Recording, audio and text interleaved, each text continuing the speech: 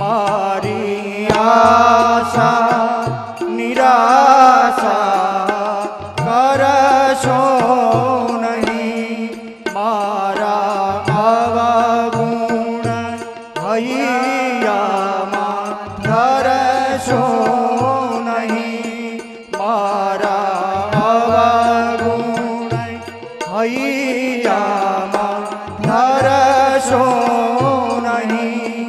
શ્વાસે શ્વાસે રટું તારું નામ, પ્રભુજી એવું માગું છું. ભક્તિ કરતા છૂટે મારા પ્રાણ, પ્રભુજી એવું માગું છું.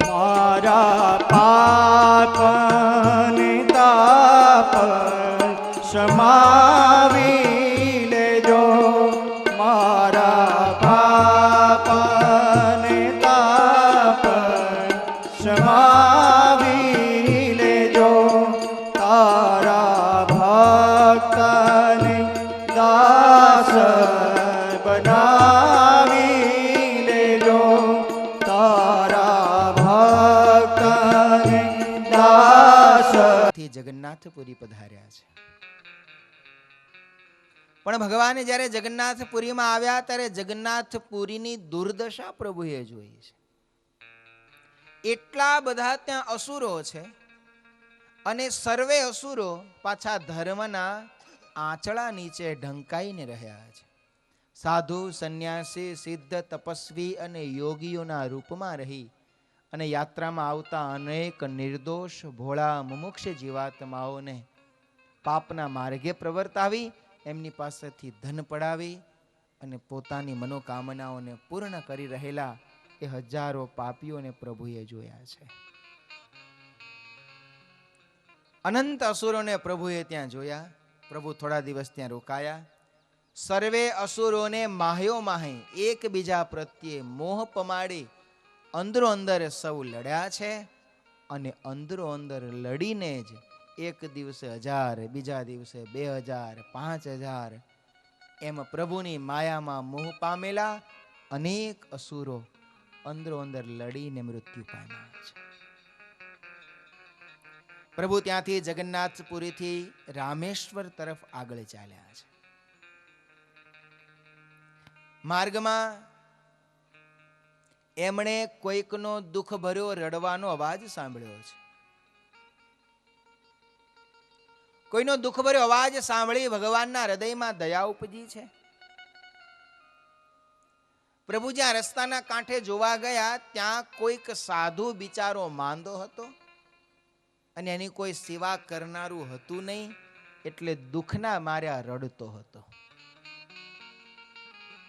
નીલકંઠ વર્ણીએ એક રોગીને જોયો, એમાં પણ સાધુ, એટલે ભગવાન નીલકંઠ વર્ણી એની સેવા કરવાનો નિર્ધાર કર્યો છે. મેં સવારે જ કહ્યું હતું, ભગવાને જે જે ઉપદેશ આપ્યા એ પોતાના જીવનમાં પહેલા ચરિતાર્થ કર્યા. શિક્ષાપત્રીમાં ભગવાને આપણને આજ્ઞા કરી, યાવત જીવમ ચ શુશ્રૂષા કાર્ય માતુઃ પિતુર્ગુરો રોગાર્તસ્ય મનુષ્યસ્ય યથા શક્તિશ્ચ મામ કહી. મારા આશ્રિત માત્રએ માતા, પિતા, ગુરુ અને રોગી આ ચારની સેવા જીવન પર્યંત કરવી. યાવત જીવમ, જીવન પર્યંત આ ચારની સેવા કરવી. આ સાધુનું નામ હતું સેવકરામ. સ્વામિનારાયણ ભગવાને વચનામૃતમાં જેની વાત આપણને સૌને કહી સંભળાવી. આ સેવકરામને મરડો થયેલો. મરડો એટલે જે કંઈ ખાય, અરે પાણી પીવે તો પણ પેટમાં ટકે નહીં, જાડા વાટે બધું બહાર નીકળી જાય. પણ ભગવાન દયાળુ આને રોગી જાણી, સાધુ જાણી એની સેવા કરી. અને સેવા પણ કેવી? દરરોજ જંગલમાંથી કેળના પાંદડા કાપી આવે. એક હાથ ઊંચી કેળના પાંદડાની પથારી કરે. એની ઉપર આ સેવક રામને સુવડાવે, એને ભોજન જમાડે, એને ઔષધિ આપે. શરીરમાં રોગ હતો એટલે કંઈ ટકે નહીં, તરત કપડાં બગાડે એટલે બગડેલા પાંદડા ફેંકી આવે. સેવક રામના કપડાં ધોવે, એને પણ સ્વચ્છ કરે અને પાછો સુવડાવે. થોડી વાર થાય એટલે પાછું બધું બગાડે, પાછું બધું ફેંકી આવે, ધોવે, સ્વચ્છ કરે, એને ચોખ્ખો કરે, પોતે નાઈ પવિત્ર થાય. આમ એની સેવા કરે.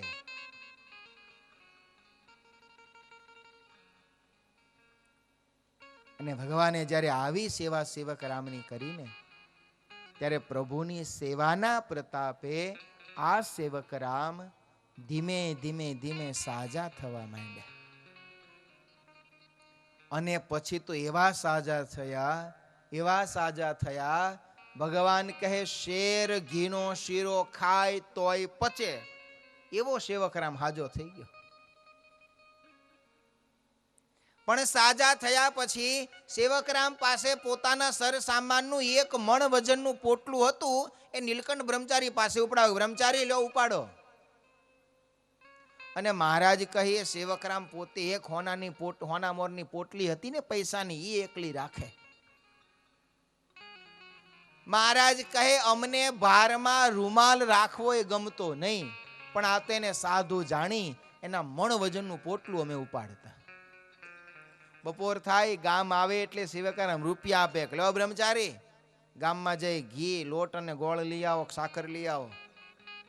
મહારાજ કે અમે એના આપેલા રૂપિયામાંથી શેર ઘી, લોટ અને સાકર લઈ આવતા. એની માટે શેર ઘીનો શીરો બનાવીએ. હવે શેર ઘીનો શીરો એટલે 1.5 કિલો થાય. શેર ઘી નાખે, શેર લોટ નાખે ને શેર ખાંડ નાખે, ત્યારે 1.5 કિલો શીરો આ એકલો સેવકરામ સફાસટ કરી જાય. વર્ણી કે અમને પૂછ્યું નહીં કે વર્ણી તમે જમવાનું શું કરો છો? મહારાજ કે અમારે એનો શીરો ખાવો નહોતો. અમે તો વસ્તીમાંથી રોટલો માગીને જમી લેતા કે લોટ માગી આવતા. પણ અમે એની આટલી સેવા કરી, આટલો સાચવ્યો, અને તો પણ એણે અમારો ગુણ ન જાણ્યો. એટલે મહારાજ કે કૃતજ્ઞ જાણી અમે એના સંગનો ત્યાગ કરી દીધો. અને સાથે સાથે મહારાજે આપણને પણ આજ્ઞા કરી. શિક્ષાપત્રીમાં મહારાજ કહે કૃતજ્ઞ સંગ ત્યક્તવ્યો. અમારા આશ્રિત જનોએ કૃતજ્ઞના સંગનો ત્યાગ કરી દેવો. ભક્તજનો, જીવનમાં કૃતજ્ઞ બનજો, કૃતજ્ઞ બનશો. કોઈએ આપણને સંકટ સમયમાં મદદ કરી હોય, આપણને ટેકો કર્યો હોય, આપણી પડખે ઊભા રહ્યા હોય, તો એણે આપણી ઉપર ઉપકાર કર્યો કહેવાય. તો જેણે આપણને મદદ કરી હોય, ટેકો કર્યો હોય, પડખે ઊભા રહ્યા હોય, એની મદદને મૃત્યુ પર્યંત સુધી ભૂલવી ન જોઈએ. કોઈ આપણને મદદ કરી છે, આપણને ટેકો કર્યો છે, આપણને સહયોગ કર્યો છે, એનો ગુણ જીવન પર્યંત યાદ રાખજો કે આ માણસે મને મદદ કરી હતી, આ માણસે મને સંકટ સમયમાં ટેકો કર્યો તો. આ યાદ રાખવું, આનું નામ કૃતજ્ઞતા કહેવાય. અને ભૂલી જવું, આને કૃતજ્ઞ થયા કહેવાય. માણસ છે ને બહુ ભૂલકણો છે. અડધી રાત્રે પોતાના ઘરે કોઈ ઘરનું સભ્ય માંદું પડ્યું હોય, રાતોરાત દવાખાને લઈ જવા પડે, ડોક્ટર કે અત્યારે ને અત્યારે 2.5 લાખ ભરો, ઓપરેશન કરવું જ પડશે. આપણી પાસે બધી સુખ સમૃદ્ધિ હોય પણ આપણા ઘરમાં 2.5 લાખ ન હોય. તરત પડોશીને ત્યાં જઈએ, પડોશી કે લ્યો ને ભાઈ, તમારેથી વધારે શું તમારે કામ આવતા હોય તો. પડોશી 2.5 લાખ રૂપિયા આપણને આપે, દવાખાનામાં જઈએ, આપણા સગા સાજા થાય, બીજે દિવસે સવારે આપણી પાસે હોય ત્યાંથી લાવી અને પડોશીને આપણે પાછા પણ આપી દઈએ. પણ પાછા આપતી વખતે આપણે 2 મીઠા વચન કહીએ કે ભાઈ તમે હતા તો સારું થયું, તમે ન હોત તો મારે બહુ મોટી મુશ્કેલી થાત, આ તમારો ઉપકાર આખી જિંદગી નહીં ભૂલું. આવું કહીએ. પણ 4-5 મહિના થાય, છોકરા રમતા રમતા જો ઝઘડો થઈ જાય અને ઝઘડો જો મોટું રૂપ લઈ લે અને પછી એમાંથી મોટો ઝઘડો થાય, હામે આવી જાય, એકબીજાને ગાળો દેવા માંડે, એટલે પછી તરત સંભળાવે, શું સમજે છે તું? એ દાડે તું ના હોત તો શું આ મરી જાત? તારી જેવા તો 17 મળી રહે, તેવા વેમમાં ના રહેતો. તરત જ માણસ છે ને થયેલા ઉપકારને તરત ભૂલી જાય. નીતિ એમ કહે છે કે માણસે ઉપકાર કરી અને ભૂલી જવું જોઈએ, પણ થયેલા ઉપકારને ભૂલવો ન જોઈએ. કહેતા આપીને ભૂલી જવું પણ લીધેલું ભૂલવું નહીં. એના બદલે આજે કળિયુગ છે ને ઊંધું થઈ ગયું છે. માણસ લીધેલું ભૂલી જાય છે ને આપેલું આખી જિંદગી યાદ રાખે છે. ભગવાન શ્રી હરિ કહે છે ક્યારેય કૃતજ્ઞ ન બનશો. ને માનો કે ન માનો, કૃતજ્ઞપણાનું દુર્ગુણ એકલા માણસમાં જ છે. આ સૃષ્ટિનું કોઈ પશુ પંખી પ્રાણી એનામાં કૃતજ્ઞતા છે જ નહીં. જે કૂતરો રોજ તમારા ઘરનો રોટલો ખાતો હોય ને, એ કૂતરો કોઈ દિવસ તમારી સાથે કૃતજ્ઞ ન થાય. અરે હિંસકમાં હિંસક પશુમાં પણ કૃતજ્ઞતા નથી. એ થયેલા ઉપકારને, થયેલા ગુણને હર હંમેશ યાદ રાખે છે. તમે જંગલમાં આફ્રિકામાં જોવો ને તો પેલા મગર મોઢું ફાડીને બેઠા હોય અને પેલા બગલા આવીને એના દાંતમાં ભરાયેલો પેલો માંસનો કચરો હોય ને ખોતરતા હોય, તો એ મગર કોઈ દિવસ મોઢું બંધ કરતો નથી. લ્યો, નહીતર બગલો એના મોઢામાં જ હોય છે. એને ખબર છે કે આ મારા દાંતમાં રહેલો બધો મેલ સાફ કરે છે, તો એ કૃતજ્ઞ નથી થતો. પણ કૃતજ્ઞતાનું પાપ એક માણસમાં જ છે. નીતિમાં એક વાર્તા છે પણ બહુ મજાની છે. એક માણસ જંગલમાં ચાલ્યો જતો હતો અને ત્યાં એને બચાવો બચાવો બચાવોનો અવાજ સંભળાયો. માણસે ચારે બાજુ નજર કરી તો આ બાજુથી અવાજ આવતો દેખાયો. માણસ ત્યાં જઈને જોયું તો ઊંડો કૂવો હતો અને કૂવામાંથી અવાજ આવતો હતો.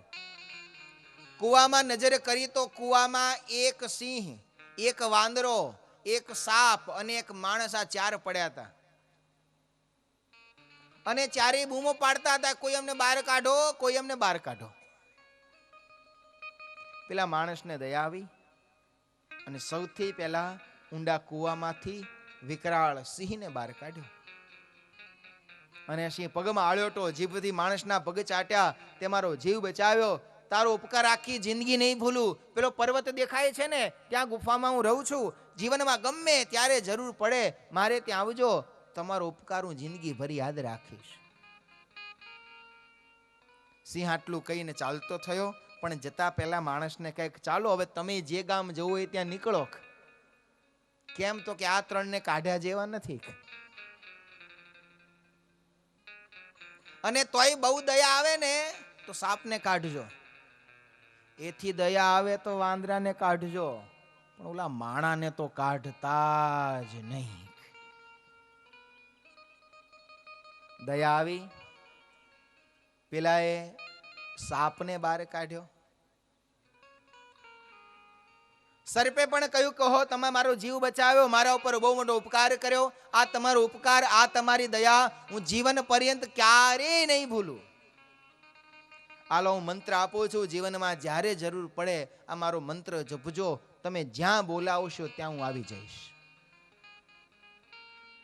આમ કરીને સર્પ ચાલતો થયો, પણ જતા જતા કહેતો ગયો, તમે જ્યાં જવું હોય ત્યાં જાઓ, આ બેને કાઢ્યા જેવા નથી, અને કાઢવો હોય તો વાંદરાને કાઢજો, પણ આ માણાને તો નહીં જ. પેલા વાંદરાને બહાર કાઢ્યો, વાંદરે ઉપકાર માન્યો, ઝાડ બતાવ્યું, આ ઝાડ નીચે આવીને બૂમ પાડજો, આવી જઈશ, પણ હવે ચાલો, આને કાઢ્યા જેવો નથી. પેલા માણસે કીધું, કાં તો બધા બીજા પારકા આ તને શું કામ આવે, હું તારી નાતીનો કહેવાઉં, કામ આવીશ તો હું જ આવીશ, મને બહાર કાઢ. છેલ્લે પેલા માણસને બહાર કાઢ્યો. પેલા માણસે પણ નામ સરનામું ગામ લખાવ્યું કે હું રહું છું, ગમે ત્યારે જીવનમાં મારે ઘેર આવજો, તમારો ઉપકાર જિંદગીભર નહીં ભૂલું. આવું કહીને ચારે ગયા. જેણે ચારેયને બચાવ્યા હતા એ પણ આગલે ગામ ગયો. મહિનો, 2 મહિના, 3 મહિના પછી પાછો આવ્યો. એ જ જંગલમાંથી નીકળ્યો, થયું લાવ તપાસ તો કરું, આ બધાને કેટલુંક યાદ છે. પેલા ઝાડ નીચે જઈ અને વાંદરાને જ્યાં બૂમ પાડીને, ત્યાં તો વાંદરો આવ્યો, અને વાંદરાએ કિલકારી કરી. ત્યાં તો જંગલમાંથી બીજા 50-100 વાંદરાનું ટોળું આવી ગયું. જાત જાતના અને ભાત ભાતના જંગલમાંથી ફળ લાવી અને પેલા મનુષ્યને આપ્યા, એને જમાડ્યા. વાંદરો ફરી પગે લાગ્યો કે તે મારો જીવ બચાવ્યો, આખી જિંદગી તારો ઉપકાર હું નહીં ભૂલું. થયું લાવ સિંહને મળતો જાઉં. સિંહની ગુફામાં ગયો. સિંહે પણ આદર સત્કાર કર્યો, ફરીવાર એના પગ ચાટ્યા, અને પછી કહ્યું કે તારો ઉપકાર નહીં ભૂલું, તે મારો જીવ બચાવ્યો. પણ એ જ સિંહની ગુફામાં સિંહે કોઈ રાજકુમારને મારી નાખ્યો હશે, તેના કિંમતી સોનાના હીરા જડેલા ઘરેણા પડ્યા હતા. સિંહ કે આ ઘરેણા મારે કંઈ કામના નથી, જા તને ભેટ તું લઈ જા, તે મારો જીવ બચાવ્યો હતો ને. ઘરેણા આપ્યા. ઘરેણાનું પોટલું લીધું. થયું કે લાવ, પેલો માણસ કહેતો હતો કે એના ગામ પણ એને મળતો જાઓ. એના ઘેર આવ્યો.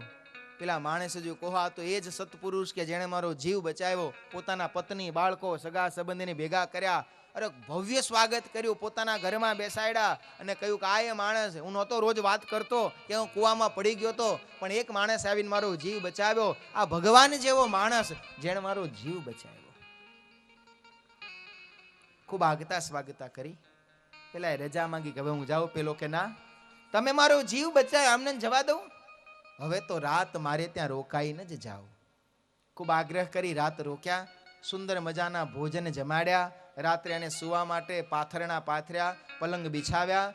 પણ પેલા સિંહે આપેલા ઘરેણાની પોટલીનું જોખમ જોડે હતું ને, એટલે આવેલા મહેમાને પેલા ઘર ધણીને કહ્યું કે ભાઈ મારી પાસે જોખમ છે, સાચવીને જરાક પટારામાં મૂકી દેશો. પેલો કે મૂકી દઉં, લાવો. શું છે? તો કે ઘરેણા છે. કોને આપ્યા? તો કે સિંહે.